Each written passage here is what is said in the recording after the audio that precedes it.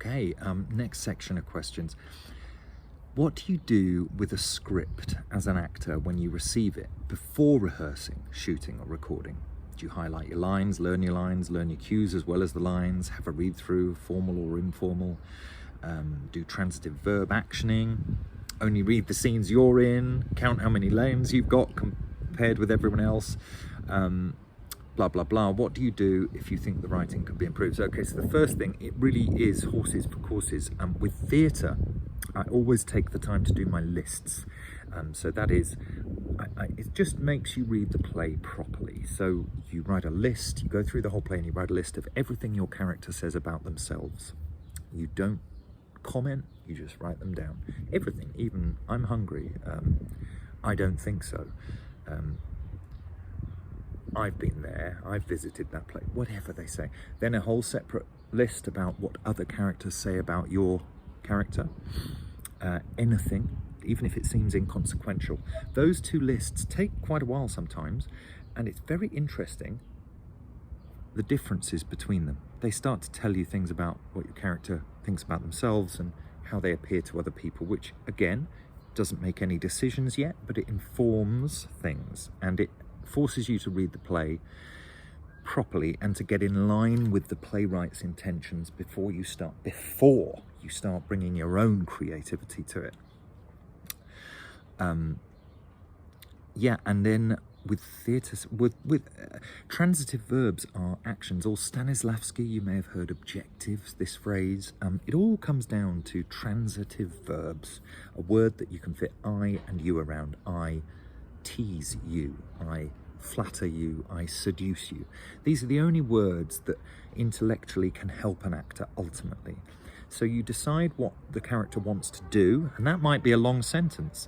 I want to achieve greatness so that my grandchildren remember me, or something might be what your intellect thinks. But that, let me tell you, is no use to you in the wings of a theatre before you go on stage. However, with that objective, you might go out and want to burn. You want to burn brightly. There's something imaginative that actually catches fire in your body. So it's about getting the intellect into your body as an actor. That is what our homework's all about. So the more active a scene is, the easier it is to... You don't even have to get your pen out after a while as an actor. You start actioning automatically almost.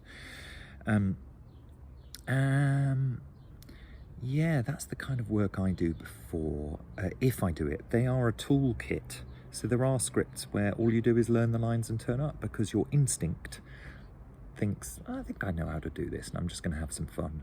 But early on in my career, I would always do these things so that I learn how to use those tools. Now I'm going to be confident enough to say I think I know how to use the tools. In rehearsal, on set, what do you consider sacrosanct in a script and what is up for grabs? I've noticed as a writer that actors in my stage plays tend to be fairly respectful on dialogue, but are often happy to ignore stage directions. That's really interesting, Craig. Sacrosanct in a script. Well, again, with theatre, yeah, I think everything should be tried as the writer wrote it, at least 3 or 4 times before you suggest that it doesn't work, or can give evidence that it doesn't work, or that it's problematic, or that there may be something else which helps the scene more. I always think everyone should stick to their jobs in theatre as much as possible. Too many chefs doesn't make for good rehearsal rooms or good productions, in my opinion. And if actors have a lot of opinions about writing, they could go and write their own plays, and good luck to them.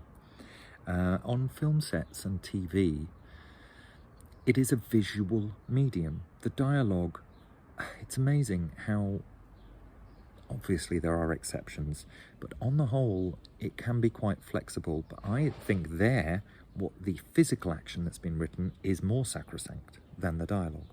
And the opposite on stage, perhaps. I don't know, I might be talking out of my hat there. I'm going to stop because I'm keeping this in small sections. I'm back.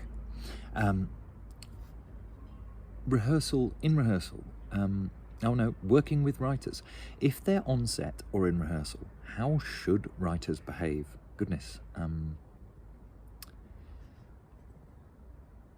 The word should is obviously a toxic word we could all live without. I think if you've read the old Eckhart Tolle stuff, isn't the word could better? Oh goodness, I don't know about, I wouldn't want to say how writers ought to behave. I think it always seems classy to me when writers, even when actors are quibbling over their dialogue, stay calm in the corner and wait, and quietly then, after we've all talked round the houses, wisely tell us why they wrote it, how they wrote it, and we all go, oh yeah, of course, okay, that's fine. So patience and patience seems a top tool for writers in the rehearsal room or on set. I've already been witnessing, it's only a documentary drama I've been helping write here, but my goodness me, the powers that be and many of the actors have been butchering my marvellous dialogue. But it's not a passion project of mine, so good luck to them. What is the difference working with a classic play text, Shakespeare, Ibsen, compared to working on a new one? Ooh, well, mainly the excitement level on a new play is just different, not better, not worse, just different, because if you're the first person ever to play a part, that's just a magical thing. Whereas Hamlet, you know, there have been 200,000 before you, you know. That's probably the main difference there. In my opinion, how should a writer behave on set or in the rehearsal room?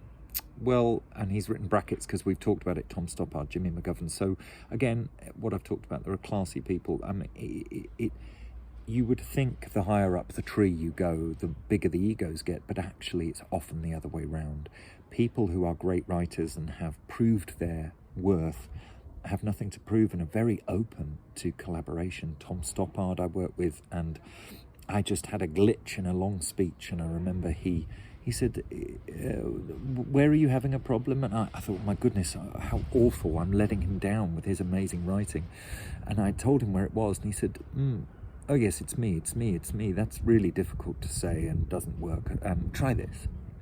Or he asked me, what would you say, what do you think? And I dared to tell him, and that's how it went into our production.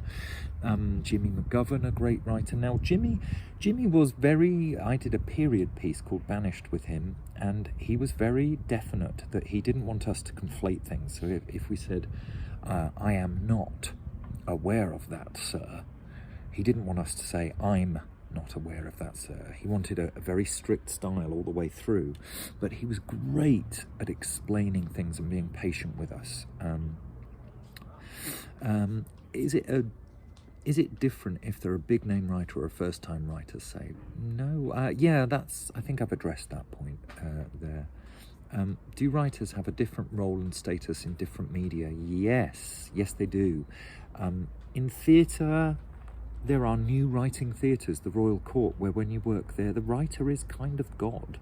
It is, that building exists for the writer, in theory. Occasionally, the director seems to be top, but really it's about the writer, and you can feel that.